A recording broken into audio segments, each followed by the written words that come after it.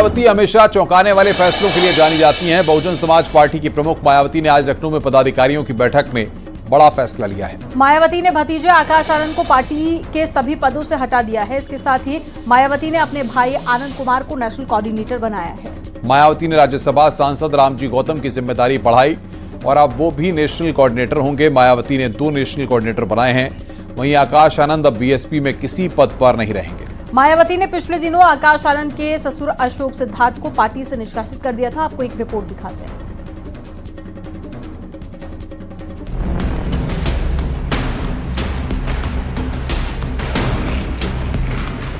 मायावती ने आज अहम बैठक की, जिसमें कई बड़े फैसले लिए हैं।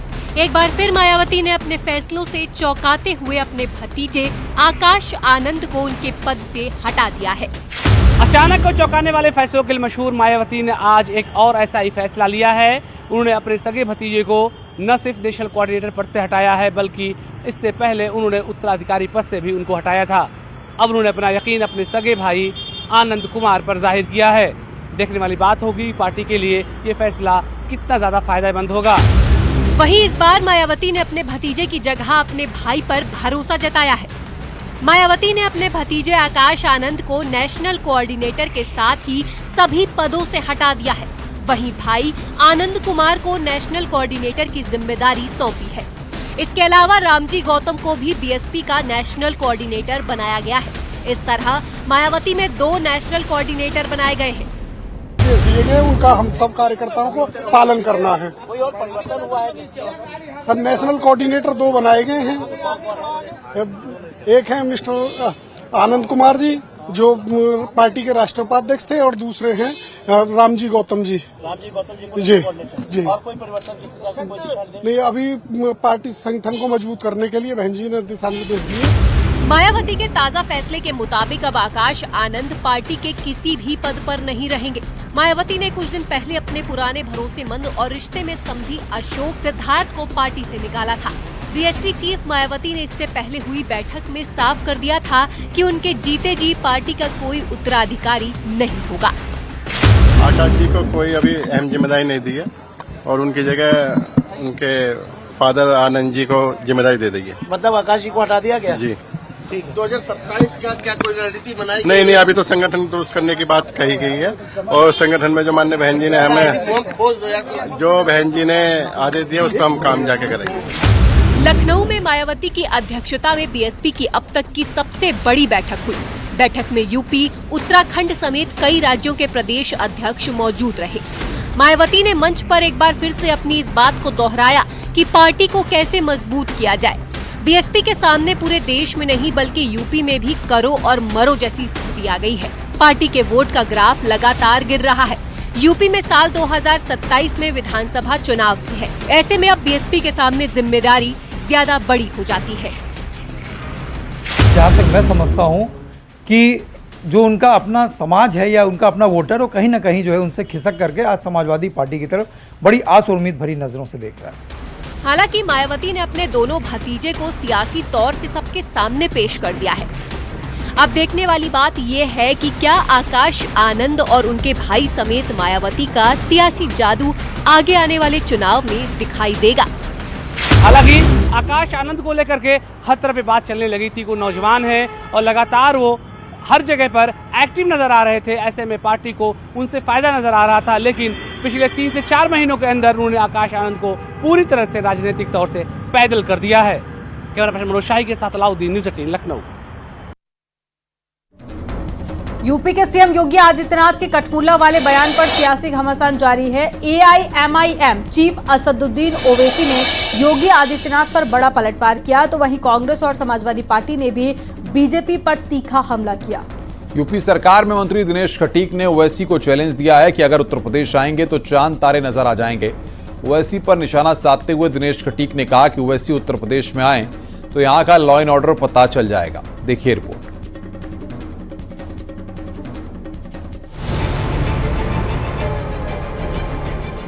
इंग्लिश स्कूलों में और दूसरे के बच्चे के लिए अगर सुविधा सरकार देना चाहती है, कह देनी उर्दू पढ़ाओ इसको, यानी उसको मौलवी बनाना चाहते हैं, कठपुतला पर की ओर इसको ले जाना चाहते हैं। उत्तर प्रदेश के मुख्यमंत्री को तो उर्दू नहीं आती, मगर वो साइंटिस्ट क्यों नहीं बने उसका जवाब वही दे सकते हैं। कठमुल्ला पर सियासी तकरार तेज हो गई है। सीएम योगी के बयान पर AIMIM चीफ ओवैसी ने जहां पलटवार किया, वहीं अब यूपी सरकार में मंत्री दिनेश खटीक ने कहा कि ओवैसी अगर उत्तर प्रदेश में आकर ये बयान दें तो चांद तारे नजर आ जाएंगे। ओवैसी पर निशाना साधते हुए दिनेश खटीक ने कहा कि ओवैसी यूपी में आए तो यहाँ का लॉ एंड ऑर्डर पता चल जाएगा।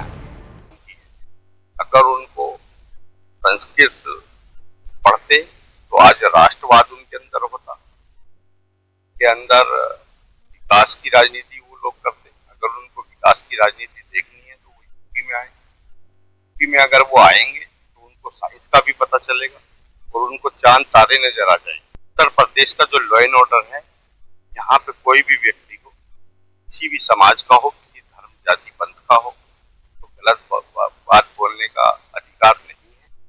यदि कोई यहाँ पर गलत करता है, गलत बोलता है, तो उसको उसका खामियाजा भुगतना।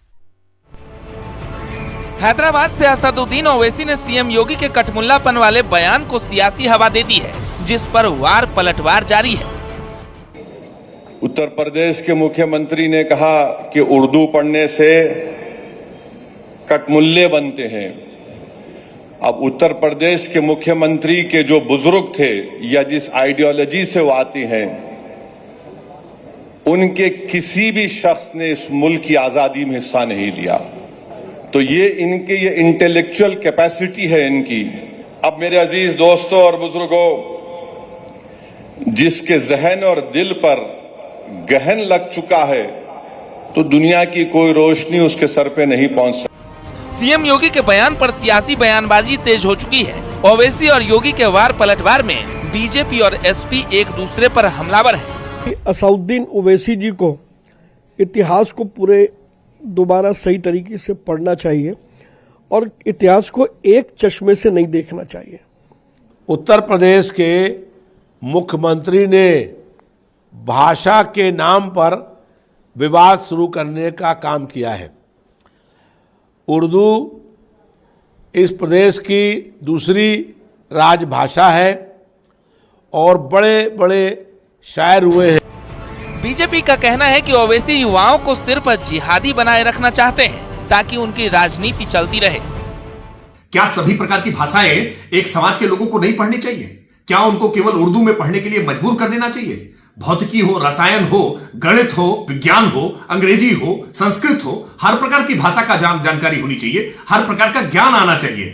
लेकिन असदुद्दीन ओवैसी चाहते हैं कि कुछ लोग कूपमंडूक बने रहें, वो विकास न कर सके, आधुनिकता की दौड़ में शामिल न हो सके, सबके साथ प्रतिस्पर्धा न कर सके, वो केवल जिहाद की भाषा को ही समझते रहे। योगी आदित्यनाथ के बयान पर असदुद्दीन ओवैसी की प्रतिक्रिया से ये विवाद अब सियासी बहस में बदल चुका है। ऐसे में आने वाले दिनों में इससे और भी ज्यादा तीखे बयान आ सकते हैं। Bureau report, news 18।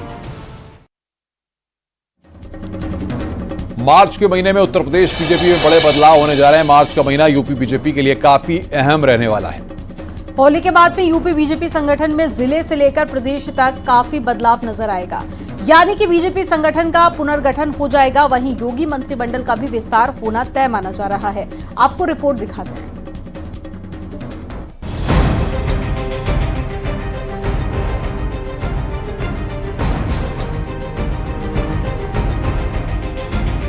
UP BJP में बड़े बदलाव इसी महीने देखने को मिल सकते हैं। मार्च का महीना यूपी बीजेपी संगठन और सरकार के लिए काफी अहम है। होली के बाद यूपी बीजेपी संगठन में जिले से लेकर प्रदेश तक काफी बदलाव हो चुका है, यानी बीजेपी संगठन का पुनर्गठन हो जाएगा। वहीं योगी मंत्रिमंडल का भी विस्तार होना तय माना जा रहा है। यह मार्च का महीना भारतीय जनता पार्टी संगठन और योगी सरकार के लिए काफ़ी महत्वपूर्ण है। दरअसल भारतीय जनता पार्टी के संगठन में मार्च के महीने में संगठन का जो पुनर्गठन का दौर है वो पूरा हो जाएगा, यानी कि कई नए चेहरे भारतीय जनता पार्टी के संगठन में तैनात हो जाएंगे। ये कहा जाए कि भारतीय जनता पार्टी का संगठन इस मार्च के महीने में पूरी तरीके से नया होगा। यूपी बीजेपी पंचायत चुनावों और साल 2027 के विधानसभा चुनावों की तैयारियों में जुटी हुई है। इसके लिए यूपी में कार्यकर्ताओं के समायोजन, मंत्रिमंडल विस्तार समेत बड़े स्तर पर समायोजन का प्लान किए जा रहे हैं। चुनाव हो या संगठन का गठन हो, बूथ अध्यक्ष से लेके पार्लियामेंट्री बोर्ड तक इसमें इन्वॉल्व होता है और तमाम जो प्रक्रिया है, तमाम जो चरण है उसको पूरा किया जाता है। और निश्चित रूप से इस मंथन से जो निकलेगा एक यशस्वी नेतृत्व प्रदेश का निकलेगा और जो 27 में उत्तर प्रदेश में भारतीय जनता पार्टी की प्रचंड जीत हो, इसके लिए काम करेगा। योगी मंत्रिमंडल में जहां 6 मंत्री और बनाए जा सकते हैं, वहीं मंत्रिमंडल में 15 से ज्यादा मंत्रियों के विभाग में फेरबदल हो सकता है। 3 से ज्यादा चेहरे मंत्रिमंडल से बाहर हो सकते हैं। वहीं समाजवादी पार्टी ने बीजेपी की नीतियों पर सवाल उठाए हैं। 8 साल से इनकी सरकार उत्तर प्रदेश में, इन्होंने इस चीज़ को मान लिया कि जो इनके मंत्री हैं, जो देख रहे हैं, विभाग देख रहे हैं, वो अपने विभाग में परिपक्व नहीं है और जनता को जो है अपने विभाग से जो देना चाहिए उस हिसाब से अपने जनता को खुश नहीं कर पा रहे हैं। तो जाहिर सी बात है कि इनके खुद के मंत्रिमंडल ने या इनके मुख्यमंत्री जी ने उस पर जो है फर्शील लगाने का काम किया। अब देखिए कब किसको हटाते हैं, किसको नए सिरे से नई जिम्मेदारी देते हैं, किसको संगठन की जिम्मेदारी देते हैं, ये तो आने वाला समय बताएगा। बीजेपी 12,000 कार्यकर्ताओं का समायोजन करेगी। बोर्ड, निगम, आयोग और निकायों के पार्षदों में कार्यकर्ताओं की तैनाती करेगी। बीजेपी संगठन में कार्यकर्ताओं के बड़े स्तर पर समायोजन की तैयारी है। होली के बाद यह सभी समायोजन और फेरबदल कर लिए जाएंगे। जातीय क्षेत्रीय समीकरणों को भी भारतीय जनता पार्टी देखेगी। वहीं इस मार्च के महीने में भारतीय जनता पार्टी का नया संगठन और योगी सरकार के मंत्रिमंडल के विस्तार भी पूरा हो जाएगा। कैमरामैन मनोज शाही के साथ संकेत मिश्रा, न्यूज़ 18 लखनऊ। रमजान के महीने में मौलाना शहाबुद्दीन रजवी बरेलवी ने लाउड स्पीकर के लिए छूट देने की मांग की है। मौलाना की सरकार से मांग की है कि रमजान के महीने में सहरी और इफ्तार के वक्त मुसलमान को सहूलियत और रियायत दी जाए। मौलाना का मानना है कि हाई कोर्ट का आदेश सबके लिए है, सिर्फ ये आदेश मुसलमान के लिए नहीं है। इसलिए इंसाफ पर आधारित काम होना चाहिए ताकि हुकूमत का भरोसा आवाम पर बना रहे। वहीं मंत्री संजय निषाद ने लाउड स्पीकर हटाने की कार्रवाई को सही बताया है। देखिए रिपोर्ट।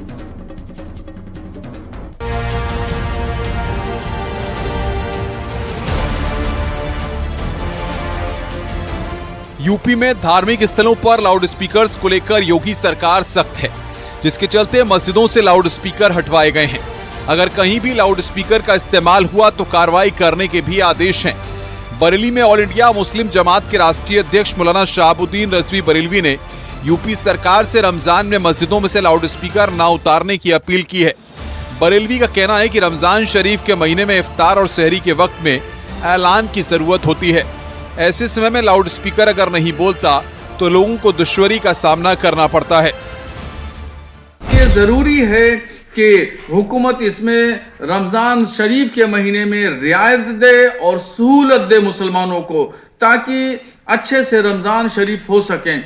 और लाउड स्पीकर उतारने की जहां तक बात है तो उसमें पक्षपात नहीं किया जाना चाहिए। हर एक के साथ कोई भी हो, मस्जिद हो, मंदिर हो, गुरुद्वारा हो, चर्च हो, अगर परमिशन नहीं है तो सबके साथ एक ही व्यवहार होना चाहिए। संभल में भी रमजान में सहरी और इफ्तार के वक्त अनाउंसमेंट के लिए लाउड स्पीकर बजाए जाने की अपील की गई। नगर पालिका अध्यक्ष के पति चौधरी मुशीर खान ने शासन प्रशासन से अपील की है कि अनाउंसमेंट के लिए आधा मिनट लाउड स्पीकर बजाने दें। शहरी में वक्त बता देंगे, ये वक्त हो चुका है, जिससे जनता या लोगों को परेशानी, रोजगार या रोजा रखने वाले उनको कोई दिक्कत। प्रशासन की तरफ से क्या आपको कहा गया इस बारे में? उन्होंने कहा हम बताएंगे, विचार करने जो तय गाइडलाइंस हैं, जो तय सीमा है ध्वनि की, उसका आप लोग कैसे ध्यान रखेंगे? जो डेसिबल्स तय किए गए हैं, कहा डीएम सर ने और एसपी सर ने ये बात रखी, तो हमने कहा कि सर हम एक जो महदूद एरिया है जहाँ पर हम उसकी आवाज़ को कम कर और वो इसमें हर वक्त नहीं बोलेंगे, सिर्फ हम इतना बताएंगे कि ये वक्त हो चुका शहरी का, ये वक्त हो चुका इफ्तार का। वहीं पीलीभीत में बगैर इजाजत लाउड स्पीकर बजाने पर पुलिस ने एक्शन लिया है। जहानाबाद इलाके में मोहल्ला मनिहारन मस्जिद में बगैर इजाजत लाउड स्पीकर से तेज आवाज में अजान के बाद नमाज पढ़ाई जा रही थी। पुलिस ने बाकी सभी धार्मिक आयोजन करने वाले लोगों को नोटिस जारी किया है। तो कड़कड़ में हल्ला, कड़कड़ में उन्हें माइक लगा के सुनाने की क्या जरूरत है? जब हम सब लोग मानते हैं कड़कड़ में है तो कड़कड़ में है तो काहे कड़क आवाज चले, शांति चले देश में।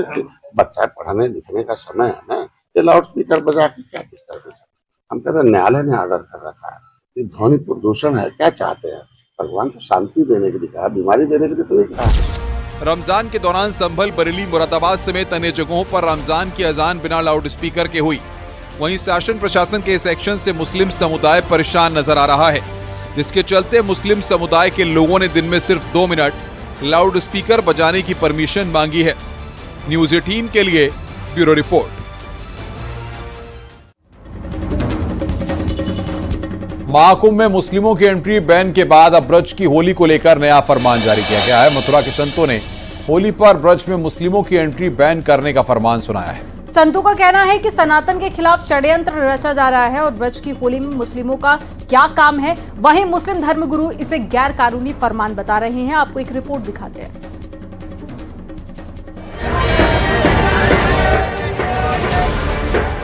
मथुरा में होली अपनी खुमारी पर है। इस बार ब्रज के कुछ लोगों ने मांग उठा दी है कि मथुरा में इस बार मुस्लिम दुकानदारों को होली से जुड़े सामान बेचने नहीं दिए जाएंगे। होली में जो ब्रज के संत हैं उनके द्वारा मांग उठाई गई है कि जो मुस्लिम दुकानदार हैं वो ब्रज की होली में उनकी एंट्री पर पाबंदी लगनी चाहिए, जिस तरीके से कुंभ में मुस्लिम युवकों की एंट्री पर पाबंदी थी। धर्म रक्षा संघ के राष्ट्रीय अध्यक्ष का कहना है कि पिछले दिनों जिस तरीके से बरेली में धमकियां मिली हैं, उसे देखकर ऐसी मांग उठाई जा रही है। ब्रज क्षेत्र में हम मथुरा, वृंदावन, नंदगांव, बरसाना, गोकुल, दाऊजी सभी जगह होली के दौरान मुस्लिम समाज के प्रवेश पर प्रतिबंध लगाएंगे। हम बिल्कुल नहीं चाहते कि मुस्लिम समाज का कोई भी व्यक्ति किसी भी प्रकार का व्यापार, रंग गुलाल बेचने का काम होली में करे या होली की भीड़ में घुसकर हुड़दंग करे।